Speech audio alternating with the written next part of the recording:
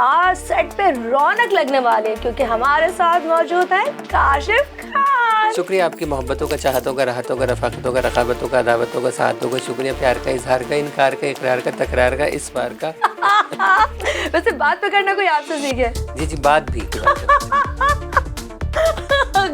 पिटाई तो वैसे भी होती है, लेकिन मुझे बता दीजिए, मुझे ये वाली बातें कौन बता रहा है आपको? मुझे पता चला कि आप बचपन से भाग रहे हैं कि जो भी ढल मेरे जाते साथ काम करता है उसको मजा आता है। टाइमिंग मैं मजे लेता हूँ, उनको आता होगा शायद। आप लेते हैं या देते हैं? ये तो आजकल तो चार्जर आ रहे हैं, एक ज़माने में छोटे पिन वाला, बड़ी पिन वाला आता था, तो वो नहीं, हर कॉल ना काट नहीं सकते ना आप। इसका मतलब है लड़कियों थोड़ा सा खुद ख्याल करो, ये मिस वेल पे भी आ जाए। माल्टा खाने के अलावा और क्या है?